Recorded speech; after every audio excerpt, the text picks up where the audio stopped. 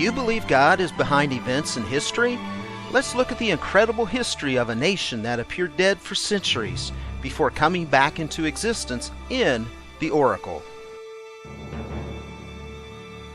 Before digging into the book The Oracle by Jonathan Cahn, let's dig into some history.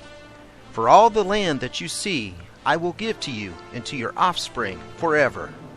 This statement was made to a 99-year-old man named Abram, later named Abraham, who would be the father of multiple nations. Sarah laughed when she heard she would have a child, but the Lord said, "Is anything too hard for the Lord? At the appointed time I will return to you about this time next year, and Sarah shall have a son." God had also made an everlasting covenant with Abraham about giving them all the land of Canaan. God did as he said, as Isaac was born. Isaac, whose name means laughter, was one of two sons for Abraham. God tested Abraham to see if he was willing to sacrifice Isaac, but an angel of the Lord told him to stop.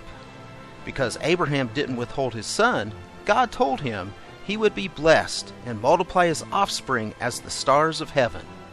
And in your offspring shall all the nations of the earth be blessed, because you have obeyed my voice. Isaac's wife Rebekah was barren, but Isaac prayed, and the Lord granted his prayer, and Rebekah would have twins, Jacob and Esau. Jacob would get Esau's birthright and trick Isaac into giving him the blessing. Esau said, "The days of mourning for my father are approaching. Then we'll kill my brother Jacob." Rebekah told Jacob to run to her brother Laban to be safe. Jacob would marry Leah and Rachel. Rachel was barren, but God heard her and allowed her to conceive two sons, the first Joseph. Jacob's name was changed to Israel. Jacob would later meet Esau, and it turned out well between the brothers. Israel loved Joseph more than any of his other sons, but the brothers were jealous of Joseph, selling him into slavery. Joseph would work in Potiphar's house, an officer of Pharaoh, before being falsely accused of wrongdoing by his wife, leading to prison. Joseph would interpret two of Pharaoh's officers' dreams, one leading to restoration, the other to death. 2 years later, Pharaoh would have dreams that Joseph interpreted, leading to Joseph being put in charge of Egypt, except Pharaoh's throne. A horrible famine hit, but with Joseph in charge, Egypt had prepared for it. Jacob sent his sons to Egypt to get food to survive, and this led to Jacob's family living in Egypt. Joseph and the Israelites would do well in Egypt, but that would change after Joseph died. Before dying, Joseph told his brothers, "I am about to die, but God will visit you and bring you up out of this land to the land that he swore to Abraham, to Isaac, and to Jacob." Because the Israelites were becoming more numerous, a new Pharaoh would put them under slavery that would last centuries, as Abraham was told would happen. A man named Moses would come on the scene. Moses was doomed to die when he was born, but he was saved by a shrewd plan. Pharaoh's daughter would give Moses his name, and she said she drew him out of the water.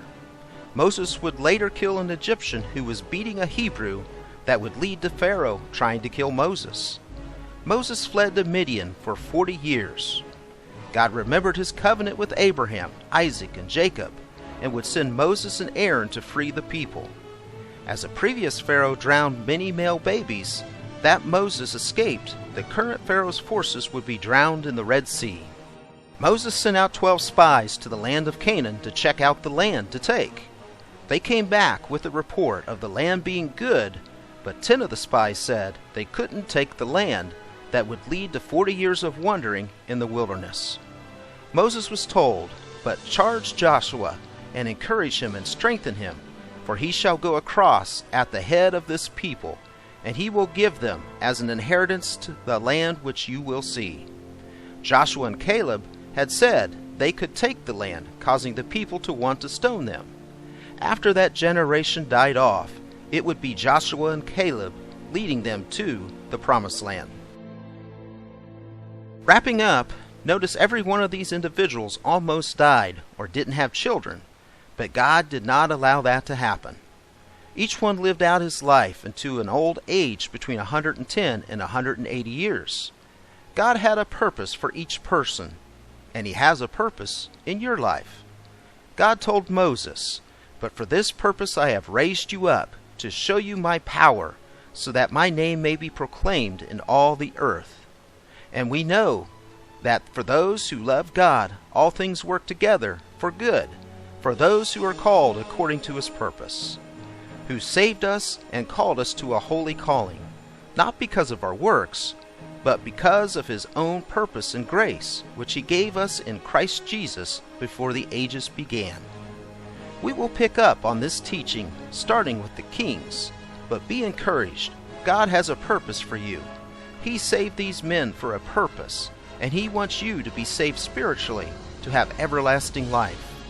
If you're not following Christ, make today your day of salvation by clicking on the salvation prayer video to shortly follow. God bless you. Praise you in the name of the Father, and of the Son, and of the Holy Spirit. The reason the scriptures record, though I find grace in the eyes of the Lord. Though I find grace in the eyes of the Lord. Though I find grace in the eyes of the Lord. That is the reason the scriptures record. Though I find grace in the eyes of the Lord. Though I find grace in the eyes of the Lord.